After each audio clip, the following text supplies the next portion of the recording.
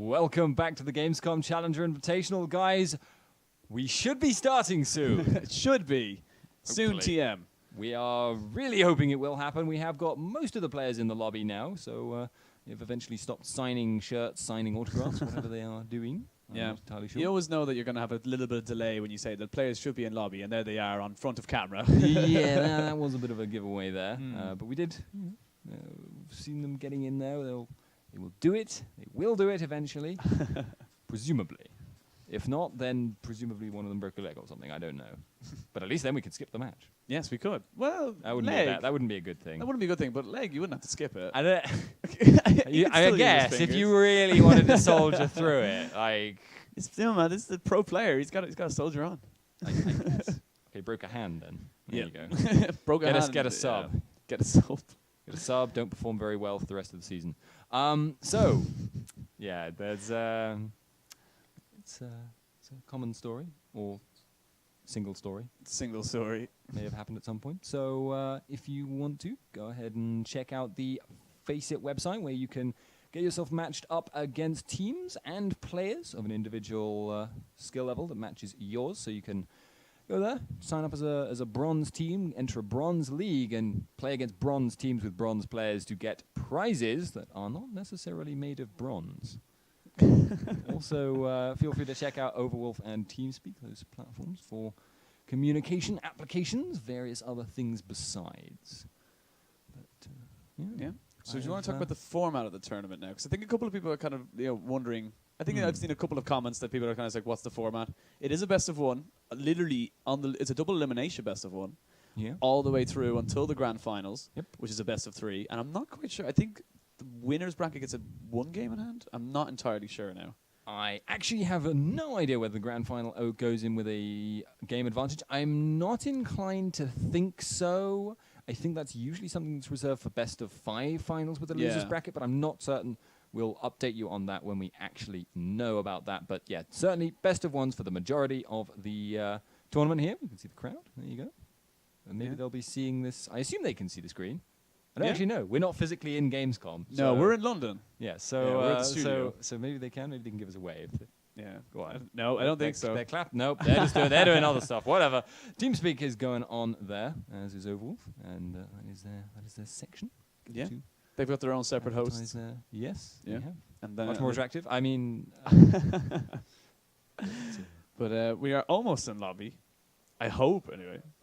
Yeah. I think there was a couple of tech issues with one of the players. Sound issues, trying to sort it out, just apparently. So quick as we possibly can get this game towards you guys, we will, because we've been here since very, very early. Yes. we had to get up at 5:40 a.m. local time, and it's now 12 p.m. Just coming up to 11, I think. 11? Yes. I think because I was looking at the timer on stream, wasn't I? So it's 12 their time. But yes. So 11 British summer time. Been here for a while, but we've had some nice chats. Yeah? You don't sound bitter at all, though. Chatting about... I would never sound bitter. I am the sweetest personality you'll ever know. But, yeah, so, we've had some nice chats. Chatting about the meta, the LCS, predictions for the next patch. Not that it's necessarily relevant to this tournament, but interesting to see what picks come up for the future. I mean, for this tournament, picks for this tournament is pretty much going to be Maokai, and then everything else. But Alistair Top, though, is definitely becoming a thing. That is true. We'll see how the teams rate that, and obviously there are bans to consider, but the weird thing is about the top lane picks is that most people think, well, we have a counter to it, and they're usually wrong. Yes. Because the strength of the Maokai pick at the moment, and we've actually just picked some bans. Whoa, okay. The strength of the Maokai pick really lies in the team fighting. He's a strong laner, he's a very resilient laner, but that's not the thing that really makes him that super high priority pick. So, NIP versus Sparta, or Spartiate, is their full name. We are going to be seeing the bans. Yeah, Elise definitely looking like a target ban. She's not hugely strong. Obviously, she is good. strong. She is strong, but the top tier definitely being Jarvan and Rengar. So She's eaten one too many nerfs, maybe. One too many, yeah. And we do see Fizz being banned out as well. That's definitely a bit of a... that is an Astari. Yeah, that's an Astari ban. He's very comfortable on that champion. And it kind of came back into prowess as well with a couple of changes to exhaust and different things. You know, doesn't give as much damage reduction, but it has a little bit of shred on it. So the assassin meta definitely creeping its way back in. Yeah, Fizz right now is very, very strong as well because he's one of the mid laners. Most of the mid lane changes that we've seen in the past, like 5 or 6 patches, have been nerfs, basically, and Fizz hasn't been touched in all that time. So his relative power is actually increasing compared to all the others, and looks like we are going to be seeing some other top lane bans here. Maokai first pick is open. So is Rengar. That is true. But there are other good junglers available. Yeah. There we go, Maokai. So he has slipped through bans again, but the Alistar top lane that we mentioned before is actually banned out, as is the Irelia, which is the other pick we've seen people playing against Maokai. Yeah, we've seen Smitty J off... he played Riven, didn't he? Yeah, he played Riven quite a bit, and he sees it as a counter. We've seen Didn't it work last time. No, it didn't work that well. We've seen it work quite well. We've seen it completely fall on its face. So that's Riven, really. That's Riven, really, in all her sense. But we do see Tristana Morgana locked in now. I have seen Morgana mid a few times now in recent history. Yeah. Just teetering there. She is still very strong in the mid lane, but it's a most likely bot lane. Yeah, and of course, by taking the Morgana support, you also keep away from the potential to go up against like a Lucian Morgana pick, because Lucian is open right now. Freeze does play a very fearsome Lucian, although Cogmore would also be an equally valid choice. And of course, Cogmore Morgana is also very fearsome. Basically, just having Morgana is a very strong pick, but works especially well if you either want to do very well in your laning phase, or if you have a hyper carry for the late game, which is all the popular picks at the moment. But of course, we'll see. They're locking it in, I suspect, here, the Cogmore. Unless they swap Most it out. likely, with Jarvan jungle. Could be AP Cogmore, of course. Could be. We've seen Faker play it in the OGN quite a bit, actually. Slipped through in the LCSs as well. Plural of LCS. LCSs. Maybe. I don't know. I'm not sure. I would love to know, though, now that you've said it. I think it must be LCSs. So it's a silly sounds to make, sibilants, but picked up the Jarvan as well, so obviously we do know it's definitely a Maokai top, although we weren't really expecting anything else, and very, very strong engaged jungler there as well. They are hovering over the Urgot. Not incredibly likely. No, not really. It is being it is being buffed next patch. Slightly, ever so slightly. Yeah, he's still not. I mean, he has about a 40% win rate at the moment, I believe, in solo queue. That's not bad. I think he might be the lowest. I'm not sure. I think he's the lowest picked. Maybe. He's definitely the most unpopular champion. He suffers from a lot of problems. Yes. Aesthetically and performance-wise and as well. Visually as well. He's just not appealing. I'd say that falls under aesthetics, but here we have Sparta actually picking up the Nunu here, which is an interesting choice, and the other thing here is a Corki pick-up. So that's a Tristana mid. Yes, it is. The question there that brings up to my mind, is that an AD Tristana or an AP Tristana? Because you can go both ways, and both are very effective. Yeah, I'd be expecting the AD here, mostly just because I wouldn't want to play AP Tristana into a Maokai who you can't really burst out, who will mitigate your damage, who will lock you up if you're trying to kill someone, will stop the reset chain in progress, which is the thing you do with AP Tristana. AD Tristana, of course, however, much safer. Stay back. With the Nunu as well, with the Blood Boil passive, he's able to it kind of justifies that a little bit more. But we actually saw a Tryndamere insta-lock straight after that. So, another potential, kind of thing. But just to go back onto Ninjas in Pajamas very, very quickly, Ari did get a couple of buffs, a buff or two onto her mana cost and scaling damage as well. So she's obviously incredibly strong. And Nami as well, just your general good utility bot lane support. Yeah, I think this Tristana mid pick here is actually going to have to watch out for the Ahri in the later stages of the laning phase. So post 6, she's going to be a very susceptible target because the delay on the rocket jump can kill you. If you're against a Jarvan and he cataclysms you while you're actually jumping, that can actually cancel your dash. Same thing with the flag and drag. And also you can flash into the flag and drag. So very, very vulnerable. Then Ahri, ult, charms, follows up with a full damage. So even if you're delaying your thing, you're still in trouble. It's a dangerous place to be, basically. Yeah, and Ahri, I like Ahri as well. I like the whole assassin kind of jump in, jump out, kind of one-on-one kind of, I will outplay you more than anything. So, but I think Tristana, once they get into that late game as well, they have the kind of mid-game as well with the Corki. Kind of like a safeness. He's able to kind of anti-siege as well as just poke down. Yeah. But definitely have the kind of late game insurance if they go with AD Tristana. Yeah, it fits the whole style they've got here with the Nunu pick. So they can actually. So the thing that Nunu does that's really quite interesting is he pushes down towers as a 2-man set really, really effectively. Or in the case he's going bot lane, it's a 3-man set. Because he gets that blood boil, he's really, really tanky and he sustains, so he consumes off the minions, so you can't push him away. The numbers advantage means he's willing to dive you. He does a ton of early game CC and a decent bit of damage as well.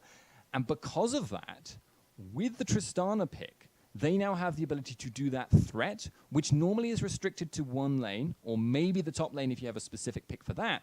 It's now actually capable of going in every single lane. They have a Tryndamere pick, and they have also got the Tristana mid there. So Nunu walks into the lane, blood boils whoever's in that lane, they push down the tower almost immediately. Yeah, and I think they're definitely running this comp around Nunu, with the Tryndamere who's just going to be split pushing all day.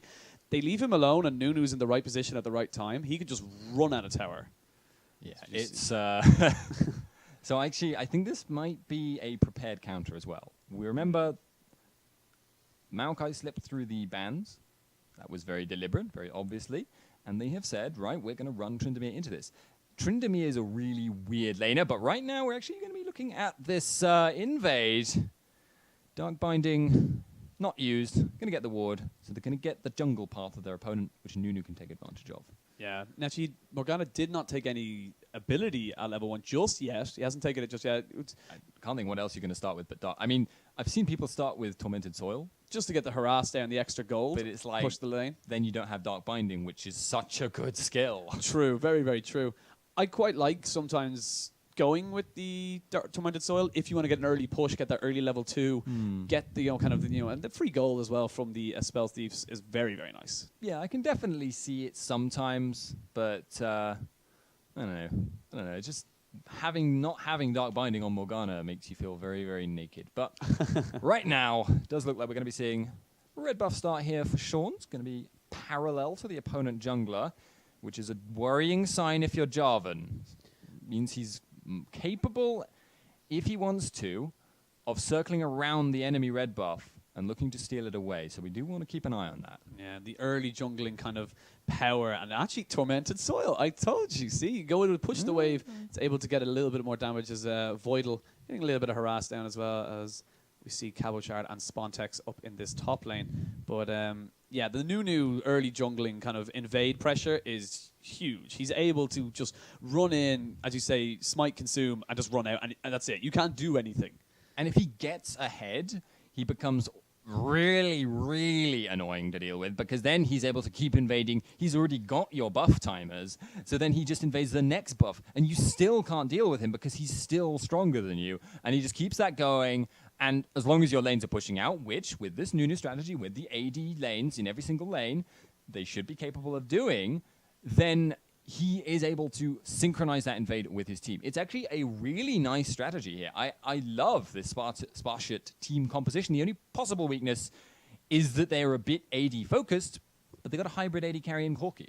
Yeah, and Morgana does a little bit of AP, so does Tristana as well. So they have got a little bit of AP damage to kind of worry about, but again, as you say, I really like this as well. We do see the bot lane, though, of Spartiate getting pushed back a little bit, but this Tryndamere pick's working well, but we do see I'm So Fresh going in. Here goes the knockup. Double knockback as well with the Q and the knockup from the flag and drag. First blood goes over to Jarvan. Yeah, there is a teleport on the Tryndamere, but they do have to be careful here. Their plan here is to have Tryndamere just sustain through Maokai's damage. Maokai's gimmick as a laner is that he has CC, so you can't really harass him very easily. And he has continual damage and good sustain, so he out-sustains you. Tryndamere is a hyper-sustain monster if he gets rolling. He gets his Vamp Scepter, he gets his crit damage. He heals so much off of each individual one, but if he falls too far behind and Maokai starts out-damaging his sustain, he has no answer to the Maokai. No, and you can get a bit kind of tunneled on that as well when you're behind as a Tryndamere player and you know you just need to farm. It can kind of affect your team in a lot of negative ways because you're not grouping. You're purposely looking for that farm and to get back into line of where Tryndamere should be. Yeah, he pushes very hard as well, so of course he's going to be a tempting target for Jarvan, but doing some pretty good damage to Cabochard there. And Spuddington has always been a player for having really unconventional top lane picks. I remember back in the day, this is quite a while ago, but he used to run Evelyn top lane, which was a really funky pick, but he made it work. He used to roam down to the mid lane quite early on, sometimes even pre-6, set up gank somehow. He's kind of a magician. Yeah, he's definitely a fan of those kind of non-meta kind of, you don't really see it picks. So you see now actually they're trying to get Slayer in the mid lane going as well. He's not doing bad. He's actually equal on farm to Istari. But here comes Jarvan. They will not get anything. Q actually came out there just before we flick back down the bot lane. So we get more and more damage there. Good spell shield though, blocks the bubble. But they're going to have to back away from this. Yeah, we haven't really been talking too much about that bot lane, but it's really not been going the way of Spartiate. They actually, one would conventionally think, have the stronger bot lane. But because Kog'Maw got that early harass down, they've never been able to threaten the all-in with the Dark Binding. And because they also got pushed back, that was what enabled that poke to start happening in the first place. Maybe when they get back into lane, they'll be able to start using their higher early game damage to their advantage. But right now, it's quite a big gap between the two teams. Yeah, I think that on the bot lane. Yeah, in the bot lane. But it's about 20, roughly just about 20 CS as well in favor of Kog'Maw. Realistically, he's going to scale into a monster into this late game. His nerfs in the 4.414 patch haven't been hit him yet, so he is still a huge shredding. Absolute tank. But we do see Nunu and Fresh actually finding each other in the jungle. He's going to use the flag and drag to cut away from this. Voidal was around as well. Just slapping each other in the face, saying, "I'm here." Nice roam by Voidal, though. He was in position to respond should Nunu be in that place. Because if that had been a 2-on-2, would have been very, very tempting for Sparta to fight it out. Cabochard finds that pink ward, gets rid of it. Yeah, I think honestly it's just going to be farming now for the next few moments or so, unless Jarvan really wants to go for something. They do land a Dark Binding onto Voidal, though. He gets a nice bubble back onto Morgana. They are going to have to back away from this, though. As we see Cabochard trying to push a bit of a level 6 advantage over him. Actually, Sean's tried to invade ISO Fresh, but he's going to get caught out a little bit. Here comes the charm. He's going to be, good flash, though. Force the flash out of him as well. They get the heal out of. He's going to live. Slayer, he does live. Ignite used as well as the flash. Oh my God. There's the consume. 7? And he's fine. Yeah, I think that was roughly 5 or 6, 7, somewhere around there. That was exceptionally close. I called it, though. I knew. Yes, you knew. I knew totally that he was going to live 100%. But that has left Jarvan open to be the one invading now. ISO Fresh actually managed to fall behind on levels and also went for an over-aggressive invade without the pick. And they actually throw down the active prison on from Voidal there. Good spell shield though, and actually Morgana's been pretty on point with those as well. You see Context and Cabochard going in again. Both level 6. The ultimate has been popped by Cabochard. He is going to get a good bit of harass down, but it's going to be down now for another 25 seconds, so maybe a little bit of trading. Tryndamere just trying to get a bit of advantage if he can. Yeah, this is, of course, before the live patch, so the Maokai ultimate can last indefinitely. Right now, he can channel it until he runs out of mana. But he didn't have to there. He's doing a bit of harass, and he was forcing Spontex away. But look at the sustain he's got. He's healing a lot off the minions, and then he also has his Q that gives him that extra heal. Yeah, he's also got a Vamp Scepter with the Doran's Blades. Nice little bit of life steal just to kind of keep auto-attacking off. You see now Slayer and Istari just going at it in the mid lane. They're pretty much just... We saw a little bit of Istari trying to go for a little bit of a play when Nunu got caught, but very, very nicely done by the heal from Slayer, definitely saving his teammate there. Yeah, and I think really right now the biggest worry for Sparta is this horrendous bot lane. They are doing they are just not doing well at all, and the gap between them is increasing with time.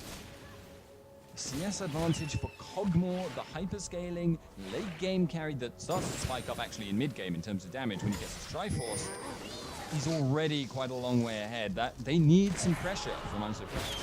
Yeah, they need something to go No, on. I'm so fresh. He's playing Nunu. I'm going mad. Slayer. Sean's. I don't know what We're I'm so doing. used to seeing these players play, playing their comfort. It's literally, I'm so fresh. It's like the only player that I think I can recall consistently playing Nunu. I know, it's confusing sometimes. Yeah, Spontex actually needs to be careful. He may have to use the ultimate. He doesn't actually pop it, or he did pop it. Sorry, he did pop the Undying Rage.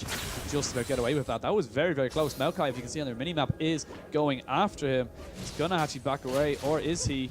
No, he's good. Yeah, he's going to back away now. He's going to proxy farm a little bit. You see Slayer and Astari is going head-to-head in this mid lane. And it's kind of the good thing for this Tristana mid for Nunu is that he doesn't have to give her blue buff. She's very mana effective in her harass, as her auto attacks and her harass cost very, if little, any mana at all. Yeah, that is true. But right now, her sustain is not high enough to allow her to withstand taking much poke. And at this point, Astari is landing a lot of orbs of deception.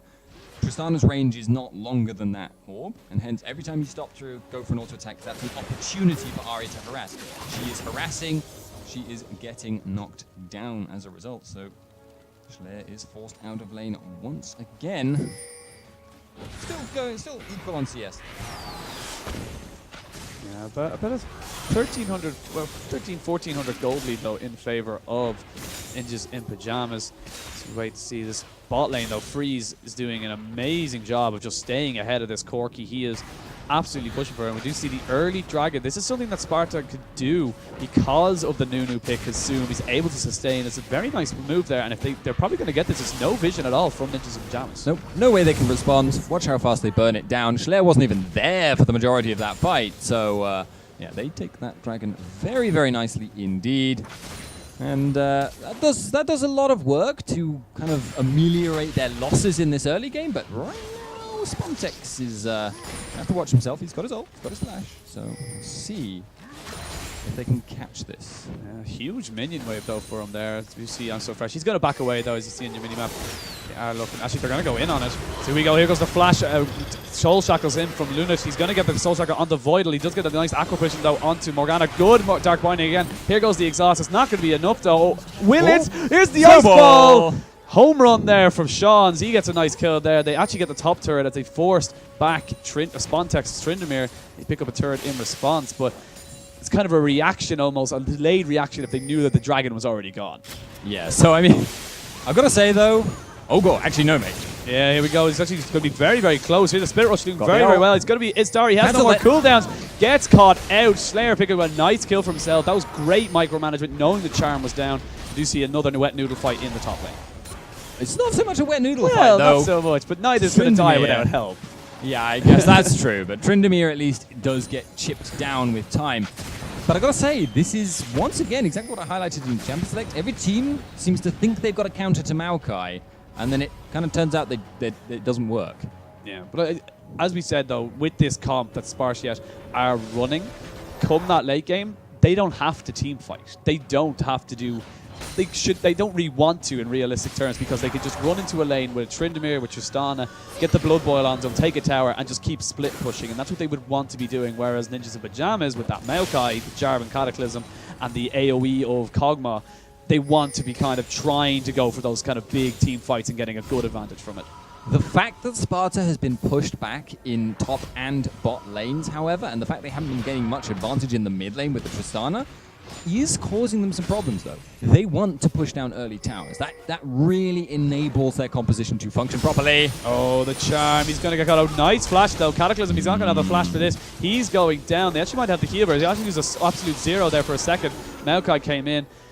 Not really going to do much more, though. Cabochard just there for security. Yeah, it was smart to roam from him. He didn't have much to lose from that. But here we have quite a loss that's going to be coming in from Sean's. It is point to make, actually, of course, as they're playing Nunu against the Nunu Master.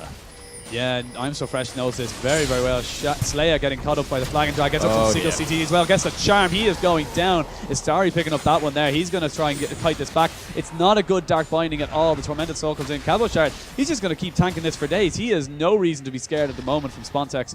They're going to back away. Red buff steal confirmed, and a kill onto the mid lane. Pretty good invade. Yeah, Spontex needs to start just pushing out the lane and forcing Maokai to stay top. Even if he ends up in a one-on-one against Maokai that he can't necessarily win, as long as he escapes and forces Maokai to stay away from the mid-game team fights, that's kind of a win as best you can make. But the problem with doing that, of course, is that all the other lanes aren't really doing that well either. Yeah, we do see now here in the mid lane, Voidal had to use the tidal wave to try and get some disengage. We have to see Cabochad and Spontex going in, Undying Rage being used. He's not going to be able to. He actually baits it out completely. Very nicely done there by Cabochad. They did try bot lane though for mid lane in the end. So gold lead though, just under 2,000 there for, or just over. Is it over? No, it's under 2,000 for Ninja's Pajamas. It's about 1,500. About 1,500. There you go. I got there eventually. Close enough. Close enough. Spontex is in a battle to the death. Oh no! Oh, okay, he's fine. It's okay. That was close though. One more auto. He knew. He knew. Yeah, he wasn't going to do a.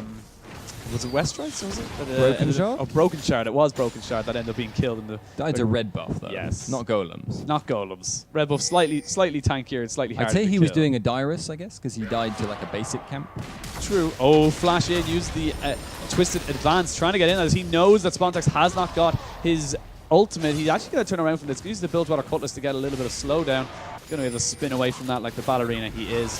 Get away pretty damn nicely. Actually, I think. Ooh, that was dicey. Yeah, Slayer getting a little bit homed in there. Tunnel visioned a tiny bit on trying to get that.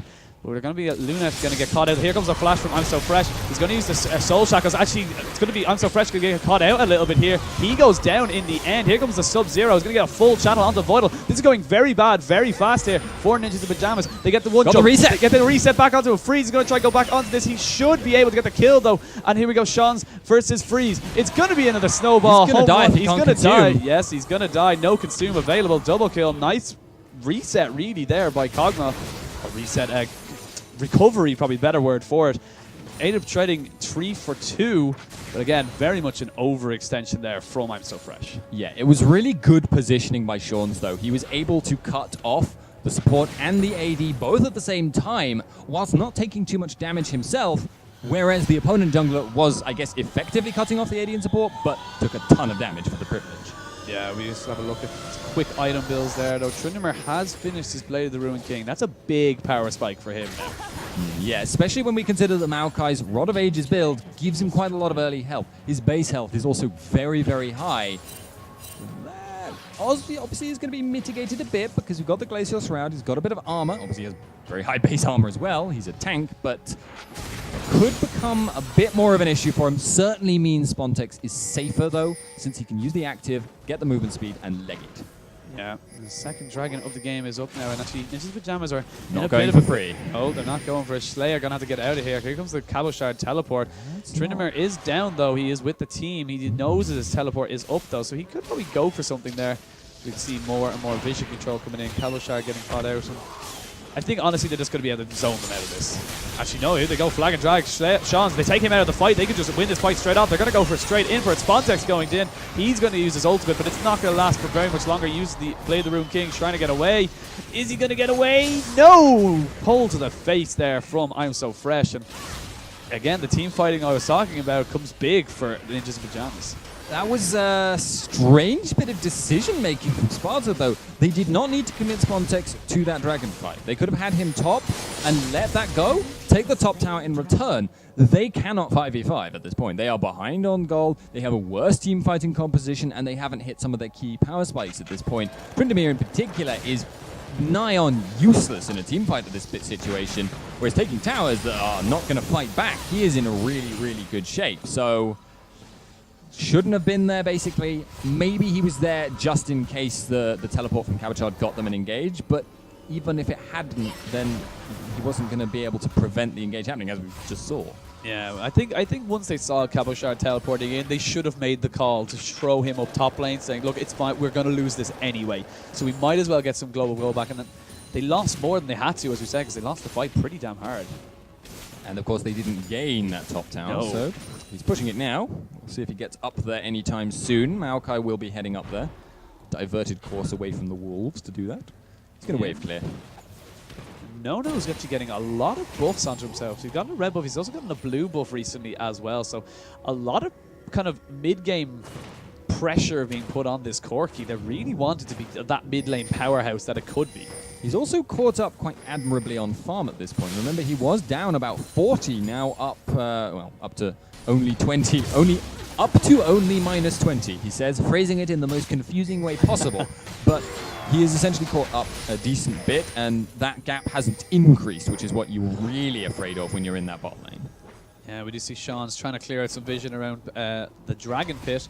Quite a few wards, though, for Ninjas Pajamas. They're going to be pretty okay. As we see Corki actually going to go in on Cabo Shard. He actually uses Twisted Advance onto him there, but here comes I'm So Fresh. This is not good news, though, for Spartiate. They are going to try to go in. No, he's going to get the slow, though, the chicken, as we do see them try and turn this one back around. They are getting a lot of harass down onto Cabo Shard. He's going to go down, though. I'm So Fresh going to use the Cataclysm. It's a nice flash there from No. He may be able to kite this. Not quite, though.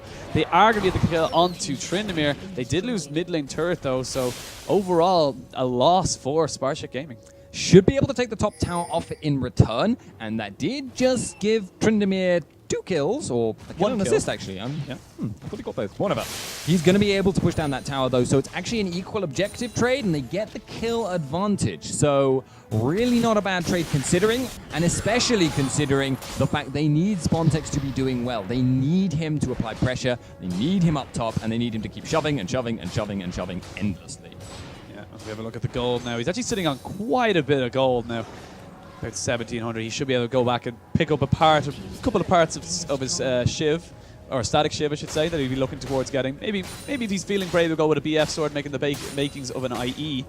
Just like those crits going, but 8 to 7 in kills, 3 towers each. It is only about a 1,500 gold lead. So the gold lead hasn't increased just yet, so they're doing well of damage mitigation. That top lane fight was NIP's chance to take another objective there. But because they've lost that, that's stalled them out, that's slowed them down, and they've given Sparta that chance to get themselves a little bit closer up and get some vision control around that top area as well. Lunette just warding very nicely. And looks like they're going to be just trying to keep themselves alive for now. NIP grouping towards this bottom lane. Also applying pressure around the mid. Yeah, Lunette. They're actually throwing 3 people up to this top lane. With Tristana, on Slayer on Tristana down in the bot lane. It's very, very risky. There's about 4 people in this mid lane. Nunu has to go around to try and defend this. Cabo Shard's going to be coming in as well. They're actually probably going to lose this turret as a result of this roam, unless the minion wave. Ooh, that's a great dark binding onto Freeze. He's going to go down straight away. Lunette's going to take up that kill. He flashes away as well. They are not going. Oh, wow. Gets the surprise. Arcanian. The Acanthian surprise. Flash for flash. They are going to pick Istari. They are trying to keep going. Cabo Shard has not used his ultimate. He may need to use it. Don't think he will, though. They are going to be able to push this back. Could that be a Baron? Could be. Tryndamere is very, very good. Nunu is extremely good. They got double AD carry composition. Yeah, they can definitely do this Baron. But Maokai in that pit, so dangerous. The problem, of course, though, for NIP here is their other characters are not that brilliant in this situation. No one is that tanky right now. Here comes Cabo Shard on Maokai. They good that it's knock up on Slayer. Spontek has to use his ultimate. They do get the kill on the Shans, but Jarvan goes down as well. Both junglers there. Cabo Shard was actually caught within the Jarvan ultimate. He's going to go down as well. There we go. He's going to get another one. Slayer going on as well. Double kill. Massive, massive win there. Great turnaround by Spartak Gaming. Really, really nice. And they get themselves an advantage in total gold.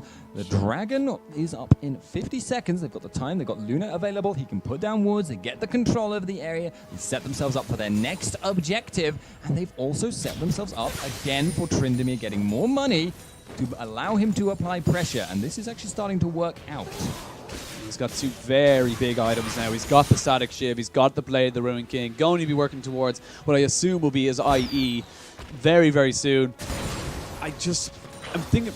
What the whole thing about that fight was that once Jarvan went in with the Cataclysm, he caught Cabo Shard. Cabo Shard could not get out. Once Jarvan died and couldn't release the Cataclysm then again, it was just like he was taking so much aggro from Baron. You get the debuff as well from Baron. So many things went in favor of Spartiate Gaming. Very nicely done by them, and it turned out to being a very good bait. Without Kog'Maw, NIP have very low sustained damage. they were not really able to do very much after that initial burst. It looked terribly scary when Maokai went in, but Jarvan just blew his ult and then didn't do a lot from that. Cabochard getting caught out though by Schleia and Spontex. They will be able to pick up this kill. He's going to be able to use Twisted Advance only just though. They're still jostling for position on this dragon. This is very nicely done actually by Spartak. Ninjas in Pajamas really got caught out there. Cabochard was really not in the right position. I could see what he was trying to do, but it really didn't work out, and they're going to be able to take another dragon. But here comes Spontex. He gets caught up, though. He's going to be able to use the Undying Rage. A little bit early, though. Gets a lot of the single target CC onto him. Sean's did take the dragon, though, in the end. He gets caught up a little bit. They are going to be able to throw out a nice Dark Binding. Disengage nicely there from that, and just clear up a nice little bit of wards. Free 30 gold or 60 gold for freeze there, but again, good global objectives there. Cabochard was looking for a flank, but he didn't know exactly where people were positioned before that fight. And as you say, he got caught out. And it's easy to become arrogant in your tankiness as a Maokai. It's easy to think there's no realistic way they can engage on me. But the sustained damage from Sparta is so high. And I actually have to question here, what is the purpose of the Spectre's Cowl on a Maokai against Tryndamere, Tristana, and Corki? Yeah, very selfish build. He could be going for that Spirit magic Visage. resist. Yes, but he could be going for the Spirit Visage to get that extra healing power, so he could end up healing a bit more. But I do agree with you that it's very, very strange considering the amount of AD you're against. I would have went straight up, finish off my Frozen Heart, maybe go towards Aranduin's. Yeah, Frozen Heart is looking like a really good item since they are incredibly attack speed dependent, but didn't go for it, and it's his decision. And there is, I mean, we mentioned there's hybrid damage, but how much of that is really going to be focused on Maokai anyway in an ideal world? Yeah, well, there's a lot of it not caught out there. Yeah, I mean, well, then they're just throwing all the missiles, and they saw someone recall. They can go for this. This is huge. They probably can get this. They are going to have, though, Freeze and Voidal. They're not doing this as fast as I thought. They're not doing it as fast. They had not got Spontex with him. He's actually good at Zhonya's. That's why Luna's been dying so much. He gets a nice Zhonya's trying to get this, though. They will get this in the end, but it might lose them so much more as they go in. Hits lose 0. They're going to be able to get abandoned ship. Sean's goes down to Freeze. He's going to be able to Valkyrie over the side there for Corki as Tryndamere was in the mid lane. Overall, 2 kills for a Baron this early, I still think very much worth, depending on what Ninja's Pajamas can do. That is the key here. What can NIP take in return? They are here for this mid tower, so if they get this, the total gold will actually be roughly equal. And then it's a question of what Sparta can do, assuming they don't lose an inhib tower as well, which I'm not expecting to happen. What can they do with their Baron wealth? They either went even there or they lost out. But if they lose this tower, then it's actually a loss overall. Yeah, they actually might overextend here. Istari, yes, going very low, actually, getting brave. A nice big one. Very good, actually, management there from Nono. Very brave, as you said, using your Valkyrie, your only escape with a very, very high cooldown. And here comes Spontex. He teleports in from the side. Oh, no. He gets absolutely CC'd up. He does not really have anything. There goes the chicken right there. There's going to get a flash out of it. There's another one. They're trying to get so much of it. It was like slow motion there for a second. Baywatch for the team of NIP as they're all slowly getting chickened away. They might lose another tower. They haven't got the minion wave. No dragon really, but Sean's just going to tank it up. Good reaction play there from Spartiate. So Nono was very, very smart in stopping everyone from recalling. He was chasing along, stopping them from recalling, buying time for his team. Spontex was on the verge of lunacy going in for that. He did slow them down again, and had they been able to force an actual engagement from which NIP could not escape, then it could have really gone their way. As it was, he was just reaching a bit much for it. But didn't end up losing too much for it. He didn't die, he didn't have to use his flash even, although Morgana did, but he got a flash in return. So it's not too bad how that went for them, and they did get a bit of damage on the tower, but mostly that was just like a waste of time for NIP. Yeah. I'm just looking at Slayer's build. He's gone with the static shift first. I've seen that a lot on Tristan. It helps you with a little bit of wave clear, helps you kind of just push the lane. But he's going with half and half with his next side. Actually, 3 half and halves, or 3/3. He's gone with a Spectral's Cow, gone with the Bilgewater, and gone with the BF. He's actually upgraded his his boots as well. Actually got a straight up IE. I should have checked his gold, but he's going to be hitting a nice power spike now. Once he gets that Blade of the Rune King as well, he's going to be chunking Cabochard. Yeah, 3 items is really the point where Tristana starts to come massively online. You needed that Spectre's Cowl, though, just to try and make sure he wouldn't get caught out by Istari and bursted instantly down. So that was just a concession to safety. No is also looking very strong at the moment. Triforce and Bloodthirster. Again, it's not the absolute maximum damage build, but he knows he's got a Nunu buff. He knows that he's got good damage on his team. It's just a matter of making sure your big damage sources don't get bursted out. Yeah, and actually here's Spontex. There we go. He's using the split push. He's actually got his Youmu's as well. He's going to be pretty hard to kill now for Cabochard. Cabochard cannot fight him. He is level 17 to the 14 of Cabochard.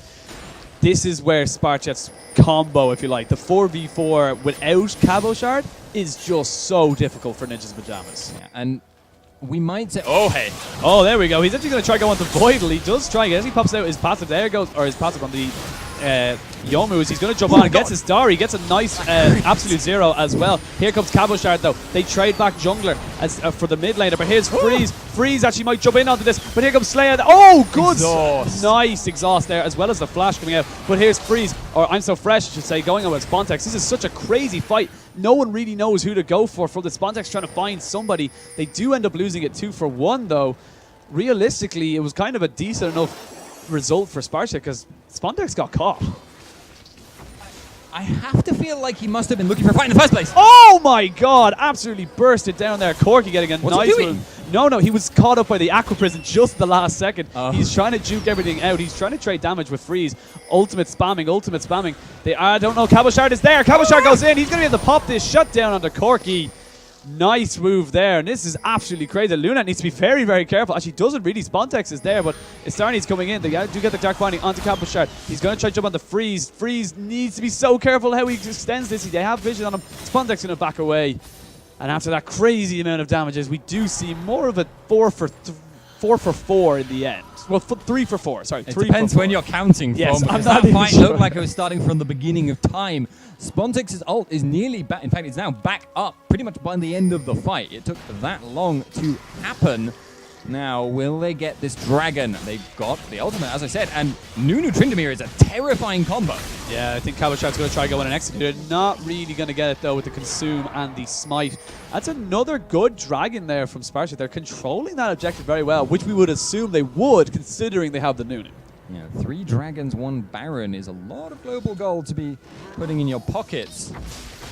And the fact that Cabochard now, as we observed before that weird court fight that Spontex walked into, the fact that Cabochard now cannot fight Spontex is a big deal. That means come time for the next Baron, as long as Cabochard's teleport is down, which it will be for longer than Spontex's, they have a window to apply massive pressure with Spontex and make sure Cabochard cannot respond to that fight. And they are already so good and so safe at taking that Baron, they may actually just be able to 4v5 take it, even though it is still only 32 minutes into the game. Yeah, we're just seeing the gold now as we see, though, a 2,000, well, just about 1,500 gold lead in the top lane. The junglers, 200 or 300, roughly even, not really much going there. In the mid lane, we do see, though, a 3,000, well, just under 3,000 gold lead, or just over 2,000, I should say, gold lead for Tristana, doing very, very well in that one.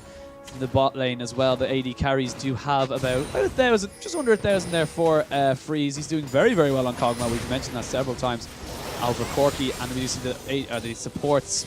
But Nami having a little bit of a better time than Morgana. But overall, both sides, actually both mid laners, sitting on quite a bit of gold. Yeah, they are doing all right for themselves. Ari has been forced to go for this Deathfire Void Staff build, so she's not max AP. She's been forced, she felt, to go for that Seeker's Arm Guard. Again, full AD comp, she wants the armor. It does limit their ability to catch people out and burst them down, and that may well be the key to victory for NIP, since they aren't at the moment able to force team fights straight up by just walking up to a tower and sieging it, like they could have done when they were ahead, but failed to do. Now they are somewhat dependent on catching out members in transit. Sparta, I don't think, are fooling their opponents here. NIP are moving towards that Baron. Oh my god, Cabochard actually really taking some damage. Here comes the Yomu. Oh my god, he's got so much damage. He's going to jump in again, but he's going to keep going. Maybe he has to use his ultimate there. He's not going to use it just yet. Has to use it, though. In the end, they did not get the Baron either. There was a ward on it there. No getting caught out a little bit by Freeze as well. good actually, little Frost Queen's claim to try and slow down Freeze. Give him a little bit of panicky, but in the end, good delay there. They really just need Cabochard to get his TP back. Yeah, that was a bad play by Spontex, honestly. He was over-eager. He thought he could kill Cabochard. You've got to remember when you're dealing with a Maokai, though, he has low cooldown, annoying crowd control abilities, and he can kite someone like Tryndamere pretty effectively. He'll get 2 auto attacks, then he'll have to delay for a second. Then he'll get 2 auto attacks, and he'll be delayed for a second. Under a tower, you will bleed your health very, very quickly in that scenario, even if you are winning the trades overall. In that scenario, had he just allowed Cabochard to get down to, 1/3 health, which he was about on, not dived, and just started hitting the tower, Cabochard couldn't have forced him away. He'd have been getting harassed down on the tower and applying a lot of pressure. As it is, he just wasted his time. He wasted his ult cooldown. It's nearly back up. Didn't get much down. It'll be back up. But now, of course, TP is on both of the top laners. So Cabochard can always respond, and it just decreases the options Sparta had. Yeah. And the thing for Ninja's Pajamas is Spartiate are going to be very, very good at. They haven't spotted that ward. Look at the ward right there in the corner. It's very nicely placed there. They do get a nice little dark binding there onto Voidal. He's going to take a little bit of harass. They are going to try and trade this back, though. Sean's going to have to back away.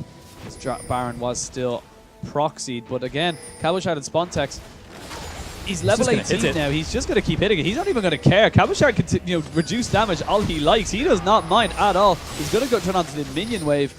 Get a nice little bit more damage there, but Spontex definitely playing this correctly in the sense that why would you go after the big tank under tower? Just hit the tower and you get your objective.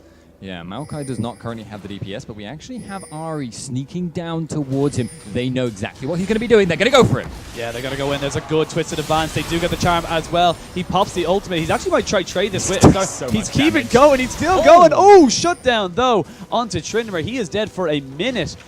They keep going for it. They keep missing this ward. They do know there is 2 people down in the bot lane. This is a 4v4, though, because here comes Maokai. Cabochard did TP. They're going to be able to kill off Sean's. He goes down. No, gets a massive, that's huge right there. Gets an aqua present to the face. They're just going to jump at the Cabochard. They do lose the Baron. Linot going after Zhonya's, but it's only going to keep him alive for so long. Ahri wasn't even in that fight, and Ninjas in Pajamas showing their prowess coming into that, just knowing how to deal with the situation. Sparta's making some really dicey calls here. Even if they had spotted that ward, or even if that ward hadn't been there in the first place, that was still something NIP had very good grounds to just say, I think they're doing this, let's check it. And there was no other outcome but that happening.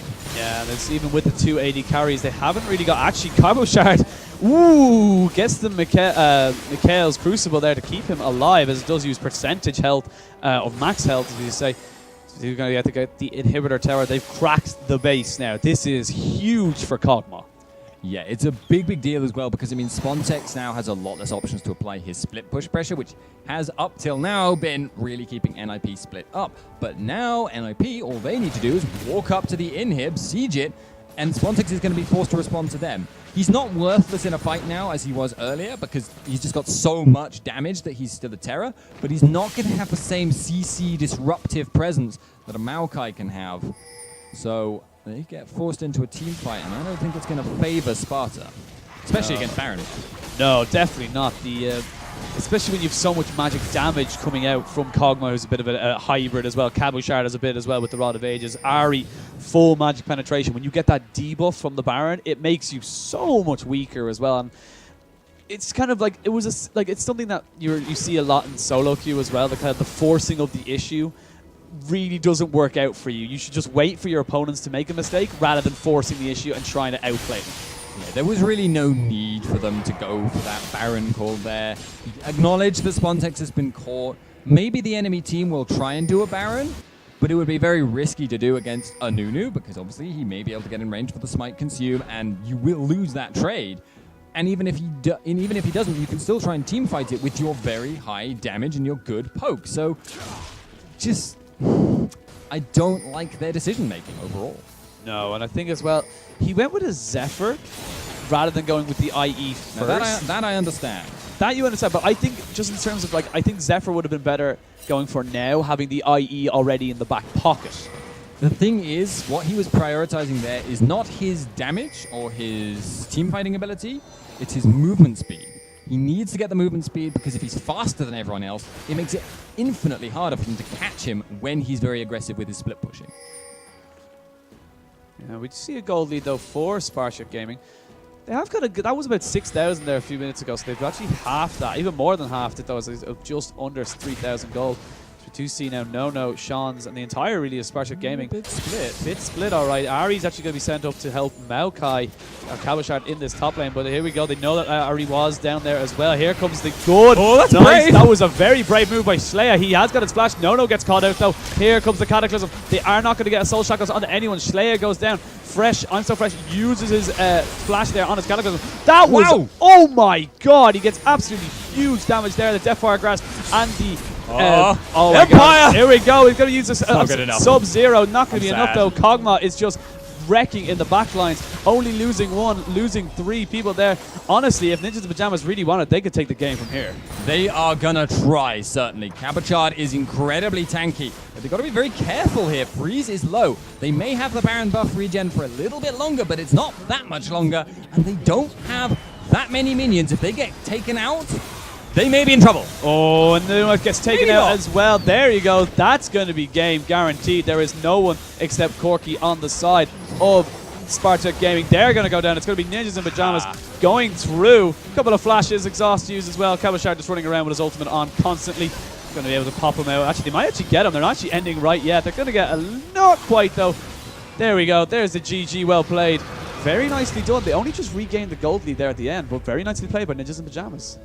That's absolutely got to be gutting for Sparta there. They are not the favorites going into this game. No. We know that. The NIP team, well known, very seasoned, very strong players, and Sparta came out with this really creative composition.